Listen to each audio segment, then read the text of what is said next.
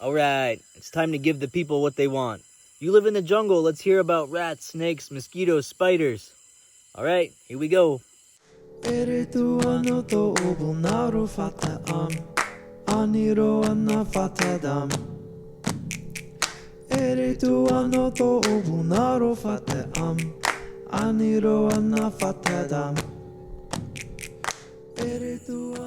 Where we come from, a story is something that you read or watch. But here, story is what you do every night. Around the fire, pulling on tobacco, chewing buai, remembering, sharing ideas, laughing, warning of dangers. Stories are the lifeblood of a culture. And here, stories aren't just entertainment. It's how you learn to shoot a pig, how you learn to avoid the evil spirits, or avoid the bad behaviors that bring shame to your clan. Some nights after the kids were asleep, Lakin and I would together visit the houses closest to us to go story with our Wabuku friends. And our windows are only screened so we could hear our kids crying and run back and forth if we needed. We didn't need a baby monitor. We would dress up in long sleeves, long pants, long socks, shoes, hoods, sometimes even gloves. Why? The impossibly humid 85-degree nights weren't hot enough for us? And don't even get me started on the dew point out here, Mills family. No, it's never cold out here in Wabuku. But the mosquitoes at night are so bad that we couldn't have conversations without being completely covered up.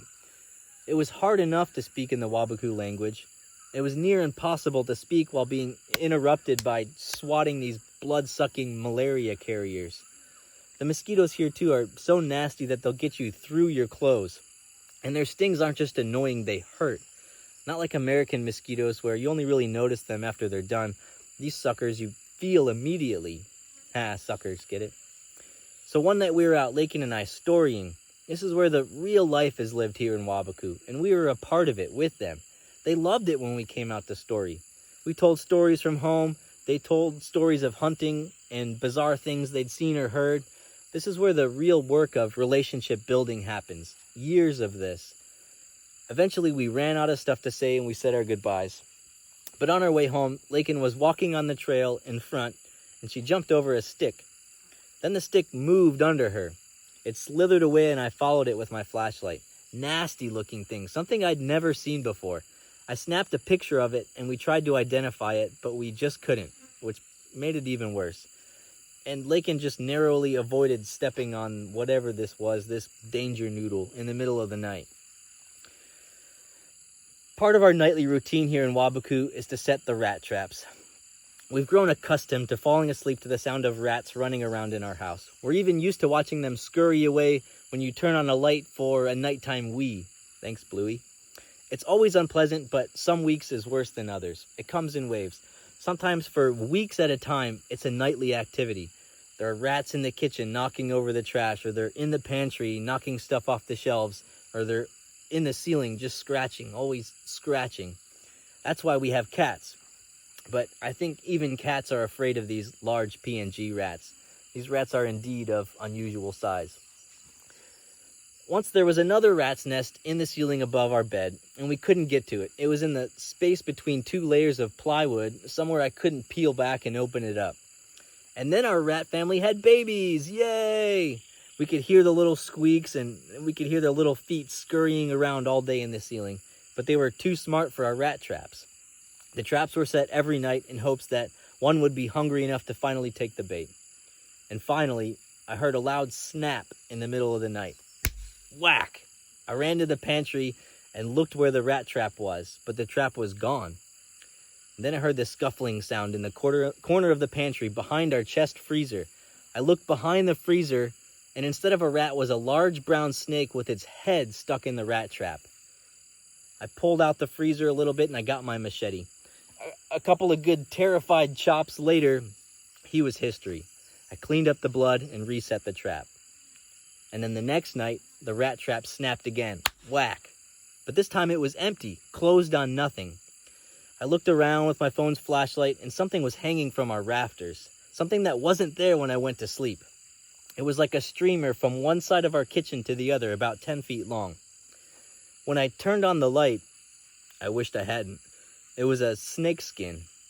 It had shed up in our rafters, and it left its skin hanging like a birthday banner, hanging from one side of our kitchen to the other. It was thick and long, all in one terrifying piece. I pulled it down before Lakin could see, and I threw it out the window. I came back to bed, and I told Lakin the rat trap was empty, deciding she didn't need the whole truth. And that, kids, is what they call a lie by omission. I lay in bed, though, knowing that this thing was probably still somewhere in our house because it had snapped the trap, and I decided that I had to confess. Could be sneaking around trying to get into our kids' room. Lakin and I searched the whole house and found nothing. Eventually, somehow, we fell back asleep. But the next night, we found him. Yeah, the next night. That means we probably lived with this thing in our house for a full day. The next night, I awoke to a panicked, "Jason!" in the dead of the night. Lakin was in the door of the bathroom, pointing at the toilet. A thick black snake was wrapped around the bottom of the toilet multiple times, watching us. It's okay, I assured her. And that, kids, is what's called a lie by commission. I said, "Keep an eye on it. I'm going to go get my machete." She said, "You are not leaving me alone with this thing. I'm getting the machete." But then she came back without the machete. Instead, she brought the broom. "Seriously, now we're all dead," I informed her. This giant thing would not lose to a broom. So I weighed my options. The sink and shower created this choke point, so I could only approach the snake from head on, and we had already lost the element of surprise. The thing was watching us and massive. Was it poisonous? I don't know. We're out here in PNG. Who knows? So after working up my courage for way too long, I bravely decided that I couldn't do it. I didn't mind dying on the toilet, but this is not how I pictured it. Lakin, go get dressed, go call for help, tell somebody to come with a bush knife. At this point, everybody in the village was probably already sleeping, but we needed help. So she ran off into the night and must have gone shopping. I don't know, it took her forever to get back.